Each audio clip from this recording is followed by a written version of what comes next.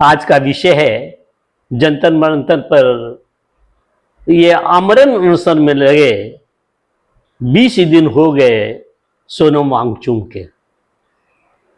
केवल नमक पानी या नींबू पानी सेवन कर रहे हैं।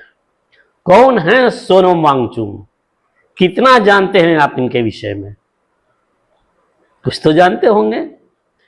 बहुत सारे मेरे अपने जो दर्शक है, व्यूअर्स है, उन्हें इनके विषय में कोई जानकारी नहीं होगी। वास्तव में सोनम वांगचुक एक बड़े सोशल एक्टिविस्ट हैं। मूलतः ये लद्दाख के रहने वाले हैं। इनका जन्म 1 सितंबर 1966 को लद्दाख के एक सुदूर बस्ती गांव में हुआ था और ये जन्म से के बाद जब स्टूडेंट थे उस वक्त से ही ये काफी एक्टिव रहा करते थे। समाज की गतिविधियों में बराबर भाग लिया करते थे। बाद में जब ये बड़े हुए तब इन्होंने नेशनल इंस्टीट्यूट ऑफ टेक्नोलॉजी में NIT में मैकेनिकल इंजीनियर की बीटेक की थी। अच्छी पढ़ाई थी और इनका जीवन चूंकि समाज और शिक्षा सुधार में ज्यादा इन्होंने ध्यान दिया तो इंजीनियर होने के बाद भी वो शैक्षणिक और टेक्निकली बातों पर ज्यादा विश्वास ना करके प्रयोगात्मक और व्यवहारिक बातों पर ध्यान दिया। यही वजह है कि इनके जीवन ने इतना बाहरी दुनिया को आकर्षित किया कि 2009 में आई फिल्म 3 इडियट्स के मुख्य पात्र फनसुक वांगेड रेंचो की प्रेरणा इन्हीं सोनम वांगचुक के जीवन से हुई थी, ली गई थी और वो फिल्म 2009 में सुपरहिट हुई थी। जैसा कि बताया, वांगचुक का जन्म लद्दाख के एक छोटे से गांव इल्ची में हुआ था। भाषा और माहौल का प्रॉब्लम था। हिंदी, उर्दू इनकी जानकारी अच्छी नहीं होने के कारण इन्हें कुछ समस्याओं से जूझना भी पड़ा था और उन चुनौतियों को सामना किया। इन्होंने आगे चलकर NIT से मैकेनिकल इंजीनियरिंग की डिग्री हासिल की। इंजीनियर की पढ़ाई करते समय इनके पिता से वैचारिक मतभेद होने के कारण इन्होंने इंजीनियरिंग के पढ़ाई के खर्चों को स्वयं ट्यूशन करके पूरा किया था। विचार से शुरू से ही क्रांतिकारी रहे। सोनम वांगचुक ऐसे कार्यकलापों में बढ़ चढ़कर हिस्सा लिया करते थे। लद्दाख को पूर्ण दर्जा की मांग को लेकर इन्होंने आंदोलन किया था और उस वृहद और हिंसात्मक आंदोलन में वे पूरी सक्रियता से शामिल हुए थे। परिणामतः इन्हें गिरफ्तार कर लिया गया और सितंबर 2025 में इन्हें NSA नेशनल सिक्योरिटी एक्ट के अंतर्गत गिरफ्तार करके हिरासत में जोधपुर जेल भेज दिया गया था। 6 महीने के बाद मार्च 2026 में इन्हें रिहा किया गया। परंतु जो सामाजिक प्रक्रियाओं में, सामाजिक सुधार में, शिक्षा के सुधार में स्वयं को समर्पित कर दिया हो, वो कहाँ बैठने वाला है, वह कहाँ रुकने वाला है।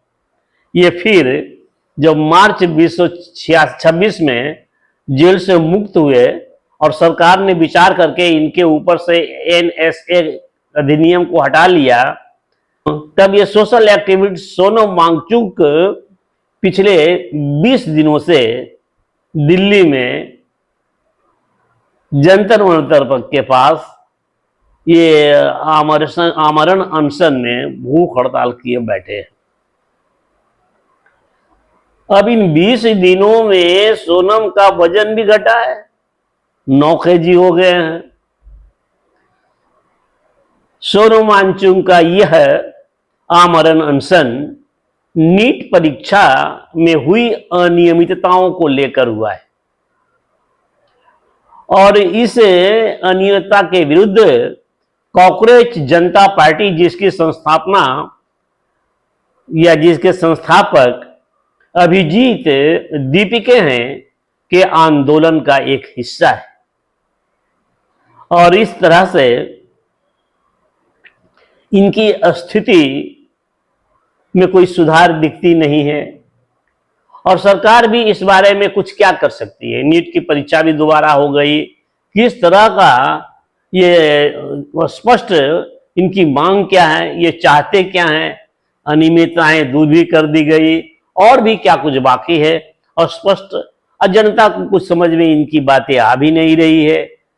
ये इनका इतना बड़ा अनशन, इतना बड़ा आंदोलन इन्होंने सोचा होगा कि कॉकरोच जनता पार्टी के माध्यम से पूरे देश में ये फैल जाएगा। ऐसा कुछ हो नहीं रहा है। बीबीसी वालों ने रिपोर्टिंग की है तो बीबीसी वाले तो करते ही हैं।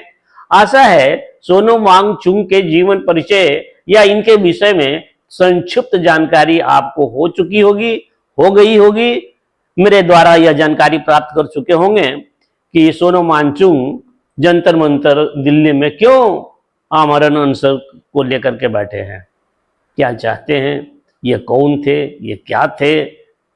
बीटेक के इंजीनियरिंग और फिर ये सामाजिक एक्टिविस्ट होकर के बन के बैठे हैं।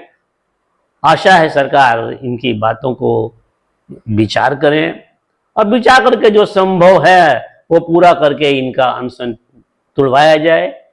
इनकी सामाजिक सक्रियता का मेरा नमन है, परंतु यह भी सुझाव है कि आग्रह वैसे बातों को लेकर होनी चाहिए जो सहज सरल और समाज को एक रास्ता दिखाने के योग्य हो कि इस तरह के नेतृत्व करने से समस्याओं का निदान हो सकता है। धन्यवाद, नमस्कार। फिर मिलते हैं अपने अगले वीडियो में मैं कल। और आप कृपया लाइक कर दीजिए और YouTube में हैं तो उसमें सब्सक्राइब कर लीजिए। फेसबुक पर आप फॉलो कर दीजिए। बहुत बहुत धन्यवाद आपका। नमस्कार, शुभ रात्रि।